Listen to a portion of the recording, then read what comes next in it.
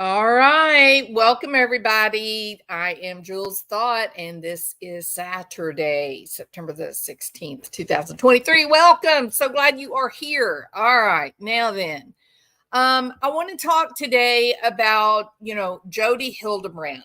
And I did start kind of this, it's not a series. There has been this primary focus of all of these sensational crimes in the news related to the Mormon religion.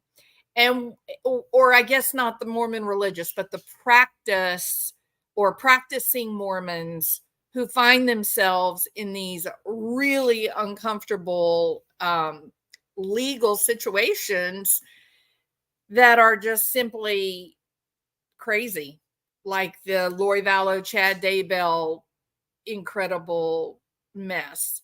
And obviously there have been many more. We featured the doctor out of Missouri with 8 children, and that is an ongoing saga.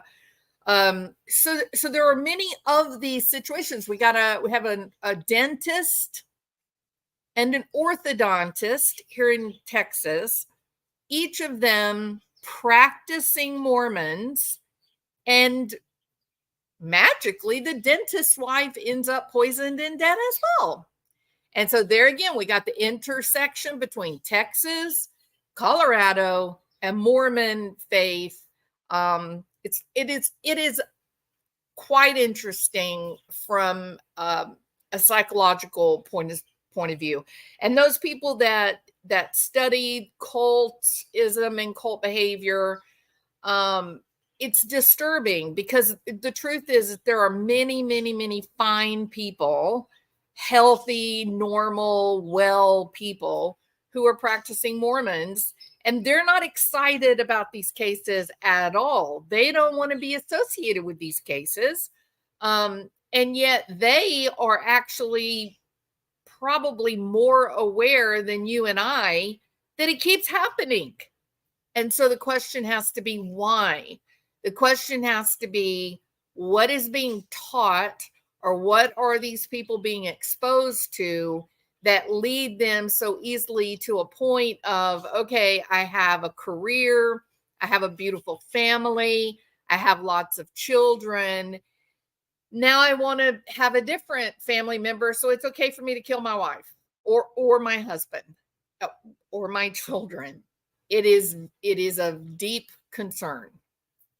Now then, I would not be so quick to say what is with the Mormon faith. I would not be so quick to say that if we were seeing these situations where it was not happening in families and households that were not actively practicing. There are many people that identify as Christian, but they don't go to church every weekend, and they're not praying before each meal and whatnot. But unfortunately, in these extraordinary cases, there seems to be a hyper focus on religiosity. And that is the intersection that really, really, really, really disturbs me and worries me. Now, most of you know this case by the YouTuber Ruby Franke. It is, in fact, Ruby Franke's 2 children, excuse me, that were, I'm so sorry, 1 minute. It was, in fact, Ruby Franke's 2 children that were being bound and held prisoner, denied food and water, and we would assume loving human touch, right? We would assume they're being denied hugs and playtime, things that children need every bit as much as they need food. And this was all happening at Jodi Hildebrandt's house. So this case is very interesting to me, not only because of the continuing theme of Mormon murder and mayhem, but with this aspect of a mental health provider being involved in this is simply incredible. You would be very hard pressed to try to find a professional mental health expert who would say, oh, yeah, totally tie your children up. Bondage is okay to teach those little buggers how to behave. Absolutely not. In fact, we go to great lengths to go the other direction, and that is to arm parents and grandparents and caregivers, teachers, to arm them with really good tools and techniques for positive reinforcement. We teach them positive reinforcement. We teach them to use language that is directive in terms of what you want the children to actually do, and avoid the negative, which is to tell the kids what you do not want them to do. That is not effective. If you say, don't do that, or you're going to get in trouble, that is a punishment contingency. We work really, really hard to take people that have little kids or they have little children in their care, and we try to teach them even hands-on techniques to be directive and say, this is what I would like you to do. Would you like to do this, or would you like to do that? And here's the reward that you get when you do it.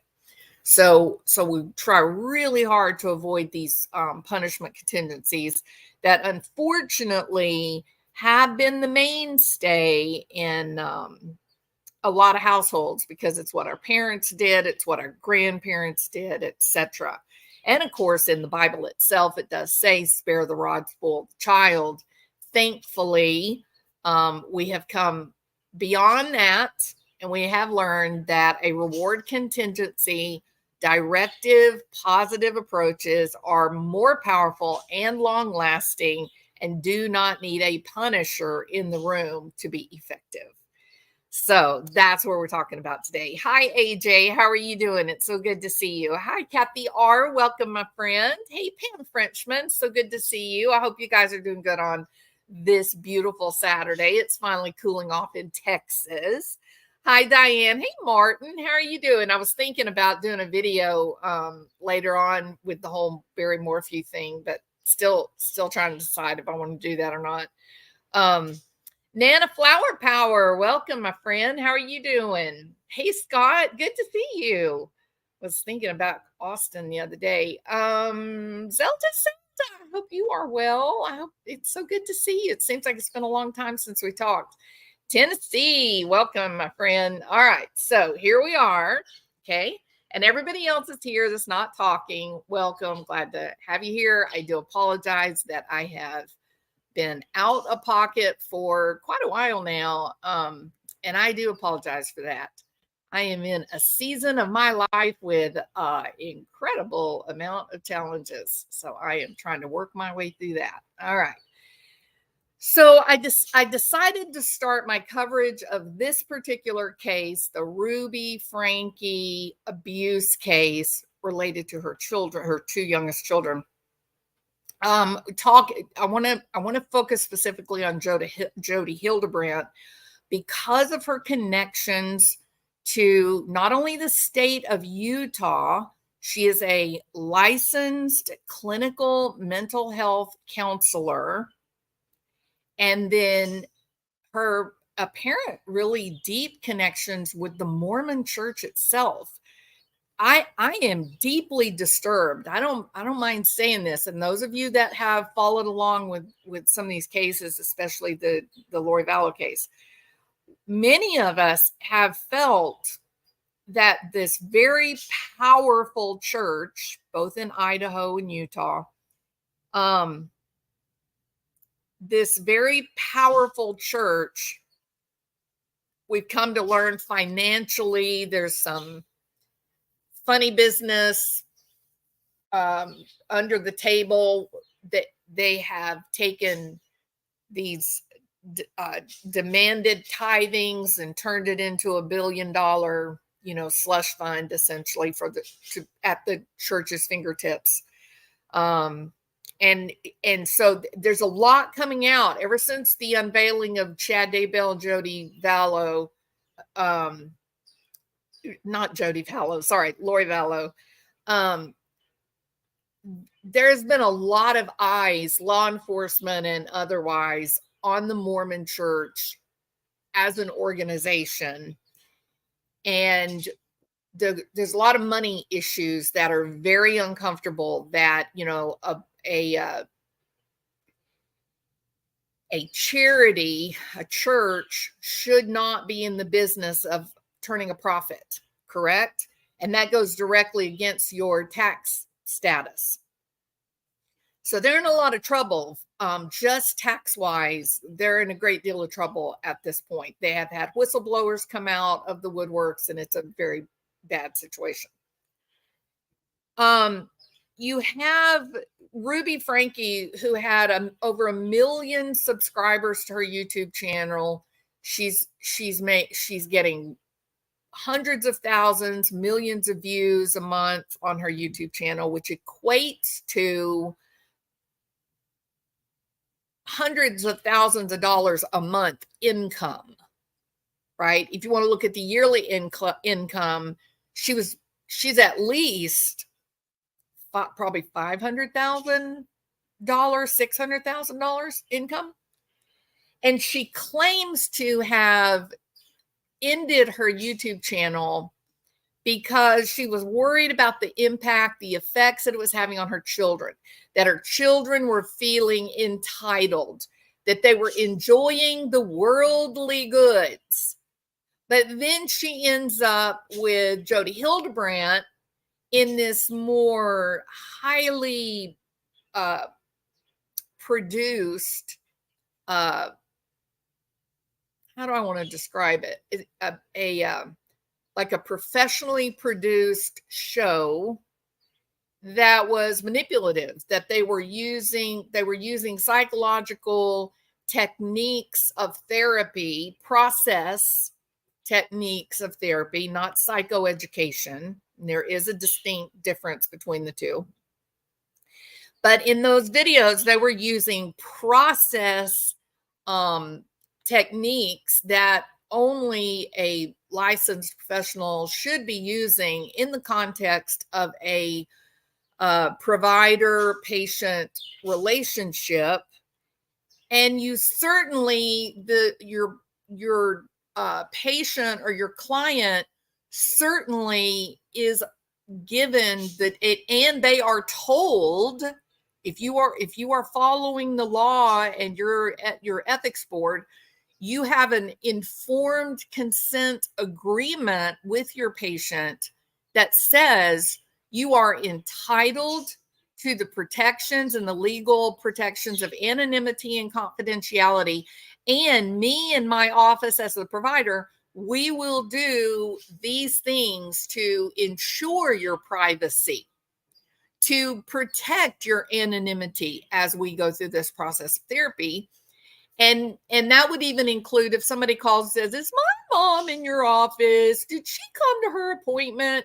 We're not going to confirm nor deny that. We're not going to give any indication whatsoever that we even know who that person is, unless we have a signed consent that says, yes, you may communicate with my children, or yes, you may tell my husband if I'm in the office or not. But other than that, no, nobody else gets to know. So this program that they were putting on with Connexions, remember, it comes when Ruby Franke walks away from this 6-figure income of this family vlogger situation. And I know there was lots of reports of abuse. There were things, that were happening. So she ends up getting involved now with Jodi Hildebrandt in a very produced and organized manner, correct? They're sitting on this sofa. Everything is perfectly placed. They've got their expensive little microphones in their ear, and they're obviously providing what is a produced and well-researched or planned methodical presentation. And my disturbance is when I watch and listen to some of these old recordings and clips, these are things that prompt people to process trauma. And if you're doing it online, you've got people sitting in a room alone in their living room or their bedroom, and they're kind of going through this process, but you're watching someone on a screen, and it can be deeply, deeply troubling. It can be the old memories that it can evoke can be really dangerous for someone that doesn't have the proper coping skills or the appropriate healthy coping skills to manage the discomfort that can be prompted by some of these techniques.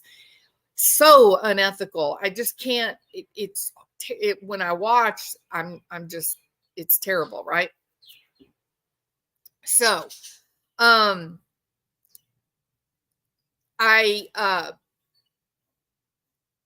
I think it's interesting that Ruby Franke goes from 6-figure income on her own channel, family blogging.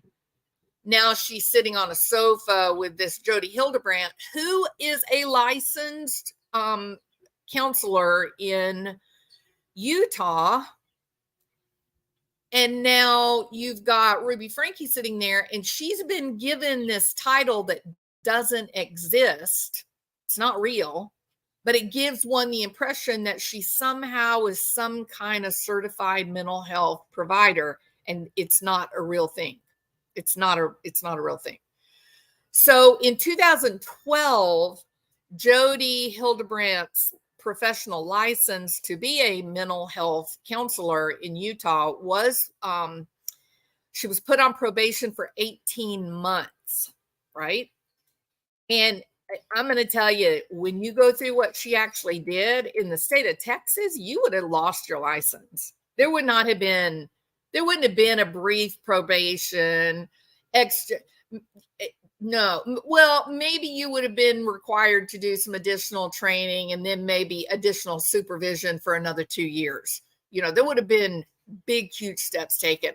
But because of the whole dual relationship focus of the violations that she engaged in, Texas would have been hard on this woman.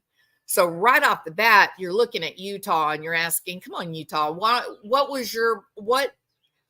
caused you to look at Jodi Hildebrandt and what she did and say, oh, that's okay. I think 18 months and a stern talking to like she's a small child, that should be fine. There is no way that this woman was fine after being told, don't do it again. It's pretty awful what she did. So supposedly she's supposed to be like a porn addiction therapist. So right off the bat, you're afraid, right? This is a woman in Utah. She is having her patients referred to her by the Mormon Church. And now we have uncovered that not only was the Mormon Church referring people to her for therapy, she was billing the Mormon Church, so they were paying her. And for some of those people, it was $500 a week, $2,000 a month. I've never heard of such a thing except in some very specific agency situations, like when you are working with like physical therapy, things like that. So it's an extraordinarily high fee, even for like legal testimony, neuropsych testing, whatnot. It's very, very high fee. And it reeks of money laundering. I don't know that that's what they were doing. I'm not making that accusation, but it feels like a money laundering type situation for the church to say, hey, Jodi, what's shaking, baby? I got another 5 patients for you. And so Jodi says, okay. And she writes down the names and contact information of the 5 people. And then they say, oh, by the way, did you get your paycheck from the last 5 people that I sent to you? So it's very uncomfortable. This is something to watch in Utah. There's something not right. So she's identified as a porn addiction therapist. And she's getting her referrals from the Mormon Church or Brigham Young University. And her connection to a patient, there have been many now that have come out of the woodworks, but one man found the courage to come forward. And there is an interview with him on YouTube. I am not going to play that because I am completely against that. Professionally, that person needs they should be exercising their right to confidentiality and working with law enforcement, I think, but I'm not going to play that, right? I'm just not going to do it. But anyway, he says that he is referred, he goes to his church leaders. He says, I'm having some trouble. My wife and I need some marriage counseling. And it turned into this weird, crazy focus on like porn. It's like he goes in, the two of them go in and they say, we're struggling a little bit. We would like some help in our marriage, which is great. Perfect. And then she starts in this weird focus on pornography, that he is addicted to pornography and the wife is picking up on that. And the man is going, you're lying. Like, what are you talking about? This is not what's happening to me at all. This is not in our lives. What are you doing? Right. So he said that he began to sort of push back and fight back on this thing with his church as well as with herself. And then she begins to lie. And so it's clear in the manner, he says, the way that she presented her side of the story, that her agenda was simply to discredit him, to empower his wife, and destroy his reputation and his life. So he refused this $2,000 a month. Ultimately, I believe the church paid for it or whatever. So she was on probation as a result of this issue with this man. She's on probation for 18 months. They gave her 22 areas of rehabilitation to her license. And, one would suppose, did she do that? Right. So they did say 3 Wednesdays ago. Is that right? I hate to, if I don't get it right, then people get mad at me. 3 Wednesdays ago, the Church of Jesus Christ of Latter-day Saints came out, made an official announcement that Hildebrandt is no longer on LDS Family Services referral list due to the case, but she was getting cases even after that. It's only now that she's been arrested that people are trying to come forward and say, no, we had no accounting or relationship with her. And we did see the same similar type of behavior connected to Chad Daybell, remember? So she is now director of Lifestar Utah County, franchisee of a national company based in Utah that specializes in pornography and sexual addiction. Excessive use of pornography is not recognized as a disorder by the APA. The conditions on Hildebrandt's license included having a supervisor that had to be approved by the Utah Division of Occupational and Professional Licensing, another counselor. The supervisor would sit in on using videotape and audio tape, 1 clinical session per month, which I'm just like, what? This woman violated this man's confidentiality to kingdom come and back. And you guys are asking the supervisor to sit in on 1 session a month? She can hold it together for 1 session a month. How about let's do 1 session a week, or better yet, I would say 3 sessions a week at a bare minimum, and then to review 20% of her patient files. The whole thing just feels ick. It's just not. It doesn't seem familiar to me, right? That I guess that's the cleanest way to say it. It feels very uncomfortable to me. That supervisor was also supposed to instruct her on issues of confidentiality, boundaries, and relationships. Listen, people, by the time you get a license that says that you can practice independently as either a counselor or a psychologist, it has been drilled into your head about the protections for anonymity and confidentiality, as well as the violations of dual relationships, and that those are the dual relationships problems. Those are the career ending ethical violations. Those are the ones that end your career. So why, when this issue with this particular man, it was not only a terrible, terrible, terrible violation of confidentiality. It was not only a violation of confidentiality, but it was also absolutely dual relationships in receiving these referrals from the church, people that you're going to church with, people that you are in social wards with, and you are highly active with those people, and they're going to pay you. That is really something, like really. So Hildebrandt, people reached out, journalists reached out to Hildebrandt. Obviously, she did not return any calls, and now at this point in time, she has actually been arrested.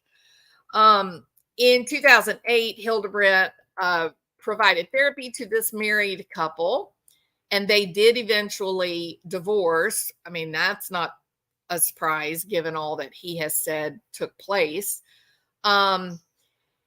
He is afraid of her, and when he tried to reach out for help, the church also harmed him. He had his privileges for going to temple. His privileges were taken from him. He was ostracized from the church. She went to his, are they called bishop? She went to his minister, his preacher, and told them this extraordinary tale that then resulted in not only him being humiliated and shamed, accusations against him that were simply not accurate and not true. His wife was sort of brainwashed into believing, well, if he just glances at another woman and says, oh, those are attractive clothes that she's wearing, that is a form of pornography. The family degraded into divorce and then complete isolation from one another. And he ends up losing his job. This woman, Hildebrandt, destroyed this man's life. And then once she came in contact with Ruby Franke, it's very uncomfortable because it seems like maybe the same type of thing happened in the Franke case. But we don't know that. That's just me, kind of guessing, wild speculation, nothing of fact there. So don't run with that. It just seems like there's a familiar, uncomfortable, pattern. So he also lost his place, I believe, if I remember correctly. Was he teaching at BYU or he was in school at BYU? And they said, you have to leave Brigham Young University. So this man said that Hildebrandt accused him of having some really, really serious problems, although he was never actually diagnosed with anything. And she spent a great deal of time with him. So certainly had a legal diagnosis been possible, she would have provided that, right? But she didn't in any of his documents. he said that she did not really want to know anything about him in terms of like his personal goals. They didn't really state any treatment goals, which I don't know how you can go through a process of therapy, not have treatment goal, because otherwise, if you don't have treatment goals, if you don't have things that you're working on that you feel or the therapist feels will somehow improve your life, then how do you make any real assessment on progress in therapy? So see, there's so much when you go through and start reading about this man, listening to his interview, learning about Hildebrandt. I don't know what she was doing. She just seemed like she was off the chart and just out of control, unorganized, just different, not following her training, not following best practices standards. There was something else that was guiding her. And my fear is that it was someone from inside the Mormon Church. And we had that same feeling with Lori Vallow, Chad Daybell, with the whole preparing of people. And we all kind of felt like Chad Daybell and Lori Vallow were not the top of the organization. Would you say that is accurate? Did you feel, sorry about that. Did you feel like that Lori Vallow, Chad Daybell, that they were the top of their organization and that they were the ones that were making everyone downstream kind of unusual and different? No. Most of us felt like there was a bigger organization that actually empowered Chad and Lori, right? Most of us felt like there was something bigger, people that were connected, big money at the top, that there was some kind of organization that was saying to them, you're on the right path, keep this going. And in fact, we do know of a meeting that was held there saying, Lori and Chad saying, oh, can't you see the Crystal Cathedral? This is where we're going to build, God's temple. And, David was just like, no, I don't know what you're talking about. That's what he claimed in court. But, well, y'all know it's no secret. I think Melanie Gibb I don't think she's always told the truth. Her words do not often match her actions. So it's the same type of situation in this. I think that Hildebrandt was not following her training and best practices standards, but I do think she's being guided by something bigger than her. And so I think that's where I'm going to end this. And then we will pick up later on. Next time I come back, it's going to be the other side of the story, which is going to be what was the church's response to Jodi, and did they give indication that they were more involved with Jodi Hildebrandt than they really wanted anyone to know. All right. So thank you guys for being here. I appreciate it so much. I hope you're having an amazing, wonderful, awesome Saturday. And I've already been out today and had 2 walks because it's nice and cool. And I'm probably going to go later on today. So you guys have a great afternoon. Bye.